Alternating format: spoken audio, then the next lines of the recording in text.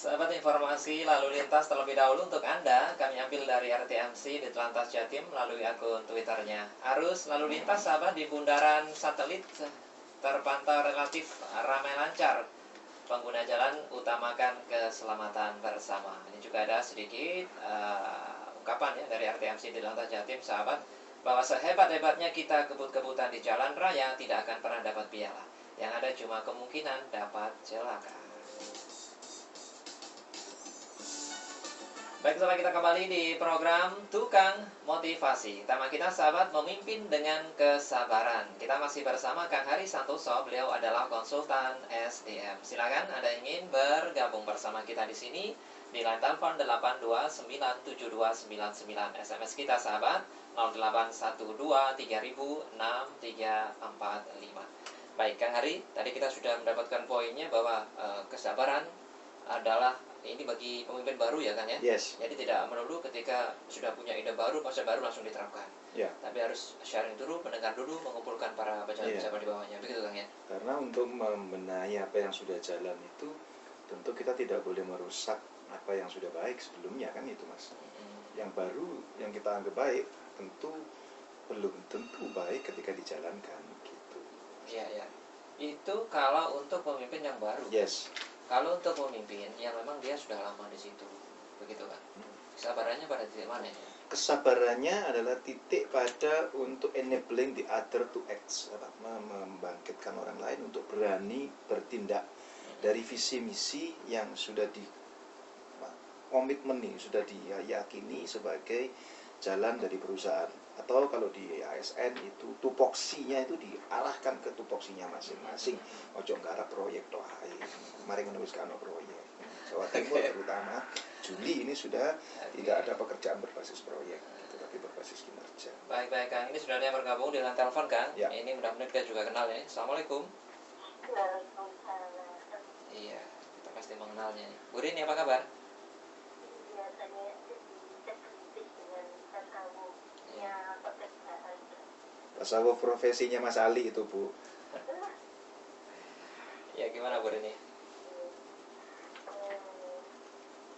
Kalau pimpinan baru tiba-tiba merombak daripada etos kerja atau segala macam, itu berarti tidak menghargai tanker-tanker sebelumnya, filosof-filosof sebelumnya, yang mana sudah menjadi landasan berpikir dan bersikap.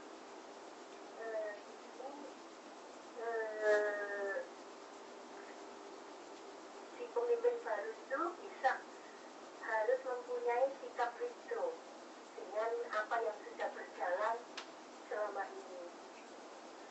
Dengan sabar sendiri, sabar itu mempunyai banyak tandingan Pak Hari. Nggih. Ya. Jadi dalam memimpin atau dalam pekerjaan ada tawakal. Itu mencakup daripada kandungan sabar tadi. Ada yakin, ikhlas, mencintai magaan, mahabbati. Ini tadi saya dengar visi misi tupoksi. Itu termasuk dalam yang mana? Kalau dalam ilmu tasawuf itu, kalau tawakal itu tolong dijelaskan, dicontohkan bagaimana harus tawakal dalam pekerjaan. Kalau ikhlas ya otomatis sudah tahu saya, mahabbah tadi mencintai pekerjaan.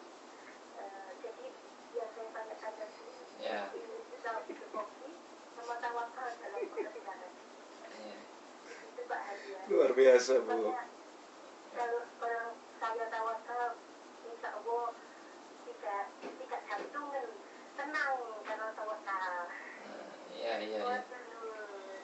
Assalamualaikum warahmatullahi wabarakatuh. Waalaikumsalam warahmatullahi wabarakatuh. Tanya nih kok cek apote. Berada di mana begitu? Ya, jadi oke, ini tasawuf menurut Mat Ali ya. Jadi mudah-mudahan kalau saya diingatkan sama para ulama. Jadi ketika visi misi itu sebagai sistem value itu adalah nilai-nilai yang kita yakini kebenarannya. kalau dalam agama itu adalah keimanan kita atas konsep-konsep yang sudah diajarkan oleh Rasulullah, konsep-konsep Allah yang diajarkan oleh Rasul. Itu harus kita yakini. Nah, seringkali kita meyakininya separuh-separuh. Mana yang baik untuk kita ambil, yang tidak baik kita tinggal, yang tidak menguntungkan kita tinggal. Nah, ini tidak boleh. Dalam visi misi perusahaan, ya sudah. Kalau itu menjadi visi misi perusahaan, menjadi filosofi perusahaan, filosofi organisasi, filosofi pelayanan prima kantor, jangan dipanggil separuh-separuh, ambil semuanya. Nah, saya ambil contoh misalnya dari Ritz-Carlton, salah satu pemimpin perusahaan Ritz-Carlton di Bali, pernah mengatakan bahwa kualitas layanan itu diterjemahkan ke dalam segala aspek. Pertama, produk, proses, dan people. Bahkan ada credo, kemudian moto perusahaan, filosofi perusahaan, sampai janji-janji yang disampaikan oleh perusahaan harus dihayati mulai dari owner, kemudian direktur perusahaan, top management, sampai pada satpam di depan dan tukang parkir. Jadi kalau mungkin kita menginap di sana, ketika ada trouble misalnya, ada petugas yang bukan petugasnya, sebut saja misalnya bagian laundry atau bagian laundry masuk lah, OP lah ya. OP masuk, ada keran yang mungkin macet atau apa, kita tanya pada OP, ya misalnya, Mas itu kerannya macet gitu ya kan, oleh OP bersangkutan, baik Bu, saya coba hubungkan ke bagian maintenance yang ngelola keran tadi.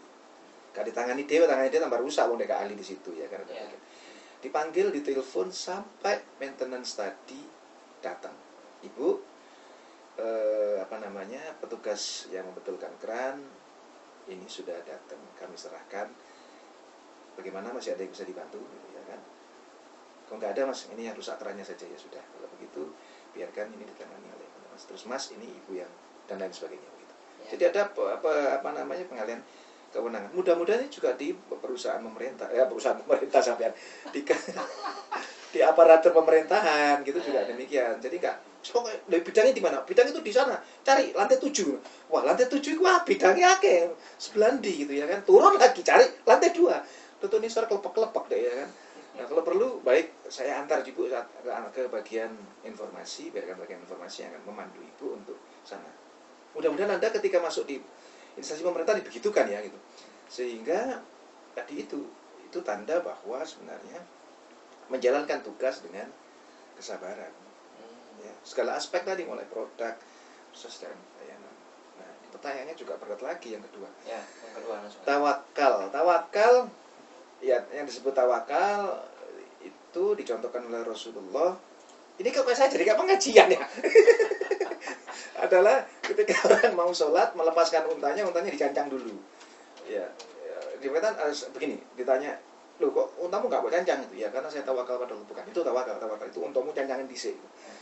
Nah, logika sederhananya tawakal itu adalah melakukan upaya dahulu yang memperkecil tingkat risiko yang bakal diterima, yang disebut dalam ilmu bisnis sebagai calculated risk, risiko yang dikalkulasi dengan menggunakan risk management risiko. Ya, baru bisa disebut tawakal kalau kita sudah menghitung betul menggunakan calculated risk tadi, bukan hanya sekedar ambil risiko, take risk bukan, tapi sudah calculated risiko. Wah, misalnya ditawarin orang untuk invest gitu. Wah, saya percaya bayar wake, tawakal tok, ada dihitung hilang duit panjenengan ya kan. Nah, benar-benar dihitung gitu ya dari risiko. Jadi artinya kalau dalam komunikasi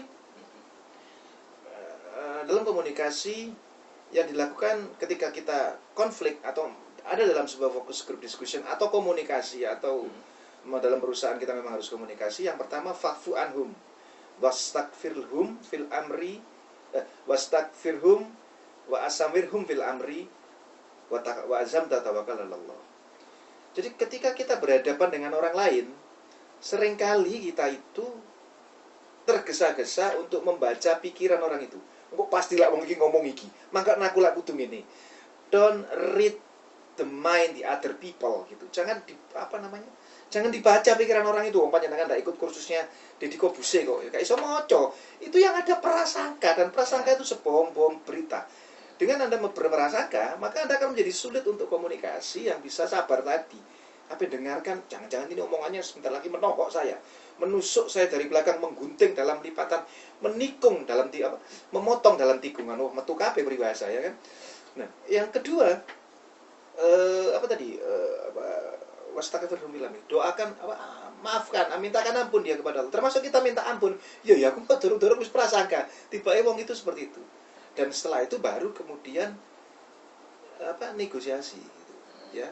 Negosiasi akan terjadi kalau kita sama-sama berpikirnya itu tidak kayak wong iki nyerang aku gitu ya. Sulit bagi kita untuk ngambil resiko. Nek wis ya wa zamta tawakal Allah. Saya sering kali bilang kepada orang menikah, ya, Anda persoalannya adalah komitmen, bukan persoalan apa-apa. Dalam pernikahan misalnya, kalau kita terus curiga membaca orang lain, terus itu bojomu pas kayak gini, pasangan chip aja ya kan. Kalau komputer itu ya nanti akan ketahuan kemana aja, tapi Anda nggak menikah sama orang, menikah sama robot gitu. Nah, yang Anda lakukan adalah ketika kita sudah komitmen wazamta tawakal Allah, sudahlah kita pasrahkan kepada Allah. Karena apa? Kita sudah komitmen. Dene kok nek lirik-lirik ya dieling nih gitu. Nek ngelirik terus jadi kacamata kuda lah selesai. Sampeyan guyu ae, Mas.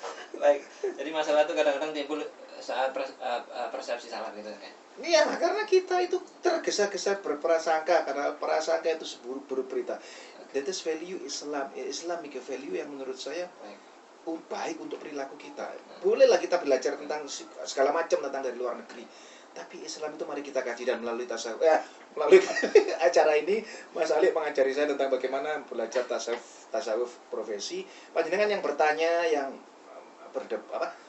berdebat atau apalah, silakan menulis, menyampaikan, mau telepon mau SMS, nanti insya Allah saya abadikan di Indonesia insancerdasindonesia.com websitenya. Baik, jadi itu sahabat ya. Itu Bro ini ya. Wah, ini pasti puas ini Bro ini atas jawabannya. Dua-duanya sudah dijawab dengan tuntas. Mudah-mudahan. Ya. Mudah-mudahan. Baik, kita akan jeda dulu sahabat. Silakan ada yang ingin bertanya di sini. Yang ingin pertanyaannya nanti dimuat oleh Kang Arya di websitenya. Nah, silakan.